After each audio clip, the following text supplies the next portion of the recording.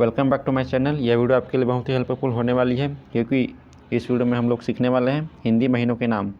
तो हमारा हिंदी महीना चैत्र महीना से स्टार्ट होता है, जिसमें नवरात्रि यानी कि पहला नवरात्रि चैत्र नवरात्र मनाया जाता है। वही हमारा नया साल होता है, जिसे हम लोग अंग्रेजी में अप्रैल बोलते हैं और हिंदी में चैत्र बोला जाता है। तो चैत्र क्या है? हिंदुओं का नववर्ष है, यानी कि नया साल है। इसी से हमारा नया साल स्टार्ट होता है, जिसे चैत्र बोला जाता है और अंग्रेजी में अप्रैल बोला जाता है। चलिए अगला देखते हैं। यहाँ पर है अप्रैल के बाद मई आता है ना। अप्रैल के बाद आता है मई, जिसे बोला जाता है वैशाख, है ना, वैशाख। उसके बाद आता है वैशाख के बाद आता है जेठ, जिसे अंग्रेजी में बोला जाता है जून। जून और हिंदी में बोला जाता है ज्येष्ठ, ज्येष्ठ, है ना।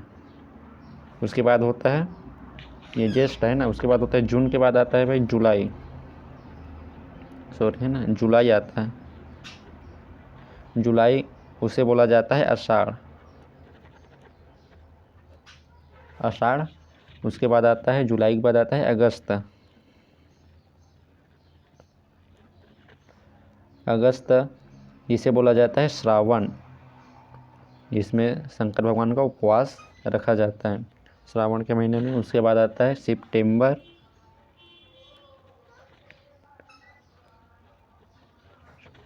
सितंबर को बोला जाता है भाद्रपद, है ना, जिसमें श्री कृष्ण भगवान का जन्मदिन मनाया जाता है, भाद्रपद।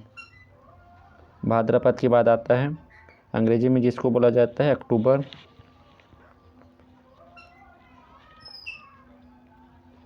अक्टूबर, है ना, जिसे हम लोग हिंदी में क्या बोलते हैं आश्विन। भाद्रपद के बाद आता है आश्विन, है ना। हिंदी महीने के नाम भी बहुत ज़रूरी है ना। आप लोग भारत में रहते हैं, हिंदू, आप सभी हिंदू तो हैं ही।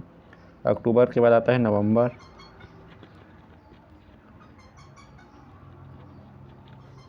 नवंबर को बोला जाता है कार्तिक, है ना, जिसमें सब लोग कहाँ जाते हैं, कार्तिक पूर्णिमा के दिन नदी में स्नान करने जाते हैं और दिया भी जलाया जाता है कार्तिक महीने में। बहुत उपवास भी किया जाता है ना कार्तिक महीने में। उसके बाद आता है दिसंबर, दिसंबर को बोला जाता है, क्या बोला जाता है, मार्गशीर्ष। चलिए आगे देखते हैं। उसके बाद आता है दिसंबर को बोला जाता है मार्गशीर्ष। दिसंबर के बाद आता है जनवरी, जनवरी को बोला जाता है पौष, है ना, पौष बोला जाता है। उसके बाद आता है जनवरी के बाद फरवरी, फेब्रुआरी,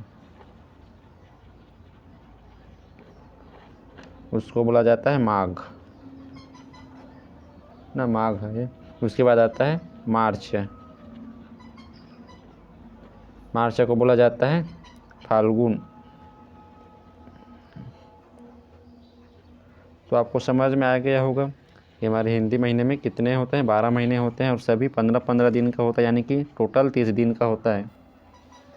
तो चलिए देख लेते हैं। यहाँ पर है पूरा हिंदी महीनों के नाम। अगर आपको याद नहीं होगा तो याद कर लीजिए और मिलते हैं अगले वीडियो में। तब तक के लिए वंदे मातरम, जय हिंद।